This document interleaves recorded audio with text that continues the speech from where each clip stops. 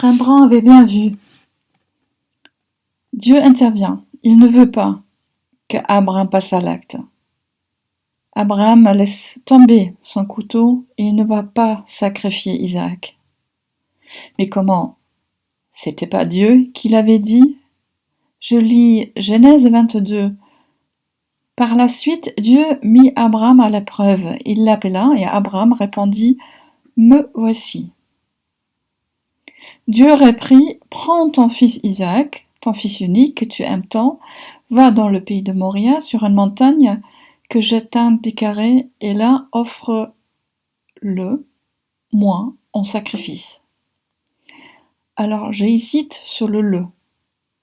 Parce que dans le texte hébreu, les deux lectures sont possibles, tout à fait. On peut alors lire: Tu montes sur la montagne et tu me donneras ton fils comme sacrifice.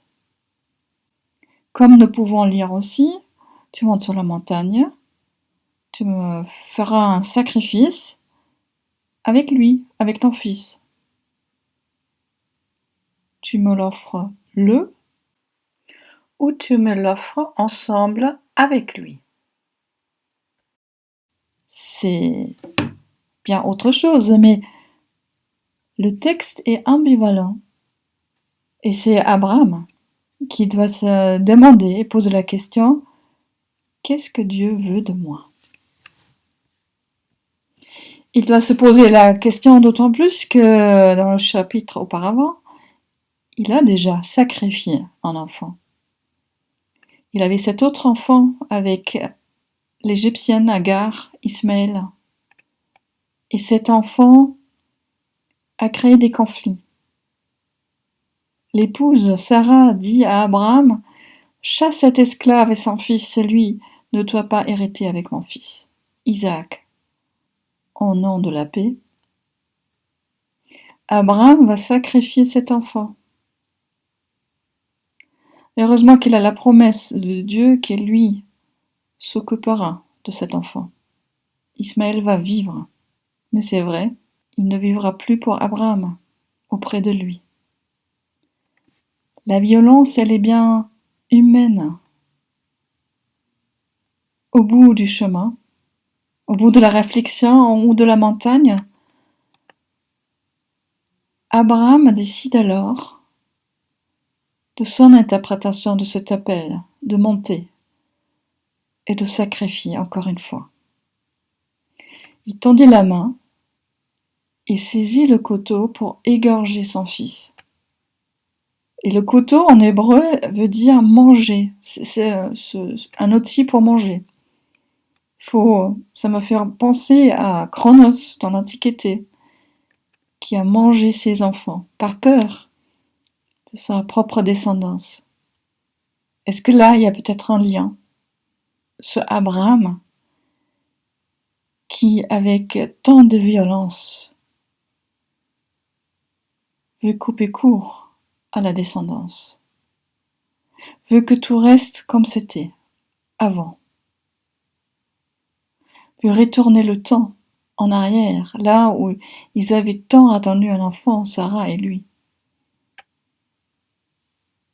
mais où les choses étaient encore claires. Dans tous les cas, ce n'est pas ça la volonté de Dieu. Des cieux, l'ange du Seigneur interpella: Abraham, Abraham! Oui, répondit Abraham, me voici. Et l'ange lui ordonna: Ne porte pas la main sur l'enfant, ne lui fais aucun mal. Dieu ne veut pas de ce sacrifice. Dieu ne veut pas que l'enfant meure, que l'histoire s'arrête là. Il avait promis une descendance. Et la descendance aura le droit de faire preuve à son tour. Relevant la tête, Abraham aperçut un bélier retenu par les cornes dans un buisson. Il alla le prendre et l'offrit en sacrifice à la place de son fils. Étonnant.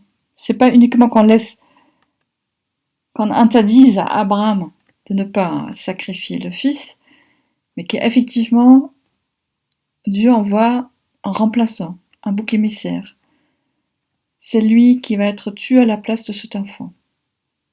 Visiblement, la violence humaine a quand même besoin de quelque chose à offrir, à tuer, parce qu'il y a du sang qui coule. Et Dieu intervient alors à l'aide de ce bouc, ce bélier, pour que l'enfant puisse vivre.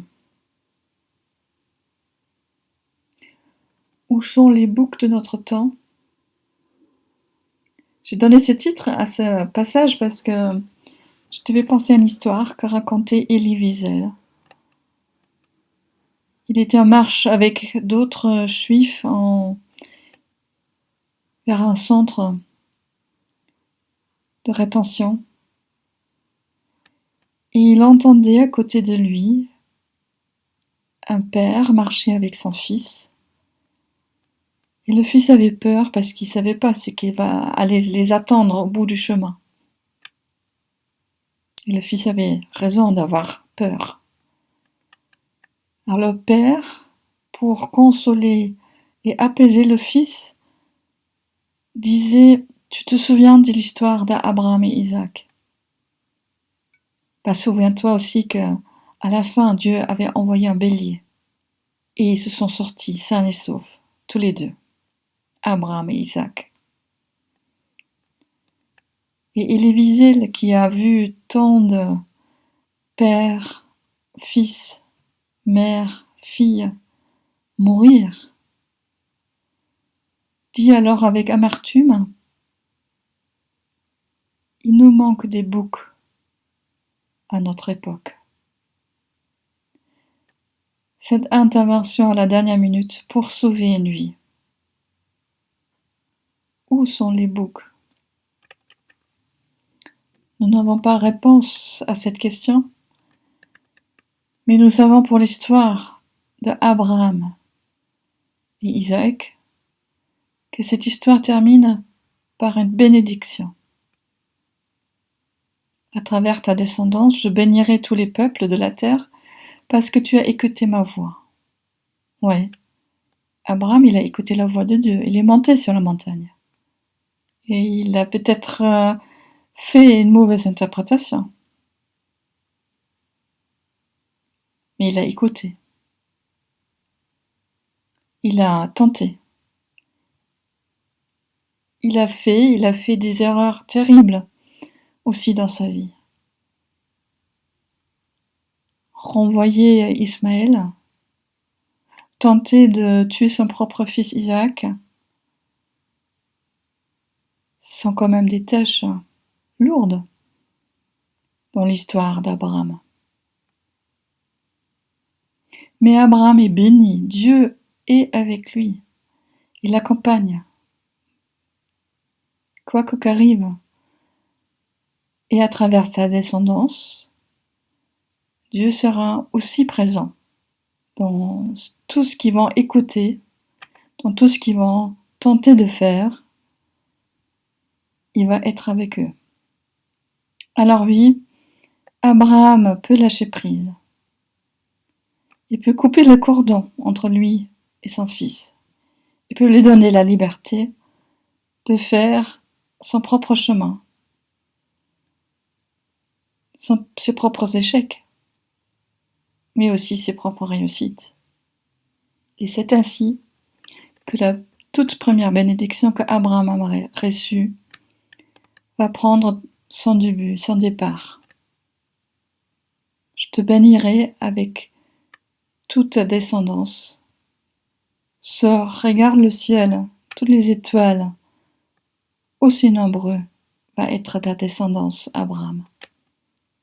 Et nous y sommes quelque part, parmi toutes ces lumières, des personnes qui écoutent Dieu, qui cherchent à interpréter, à faire pour le mieux. Heureusement pour nous, quand il y a des boucs qui arrivent à la dernière minute, et quand il n'y a pas de boucs, espérons qu'il y a quand même des anges qui nous soufflent à l'oreille. Ne fais pas cette erreur-là, mais fais conscience. Amen.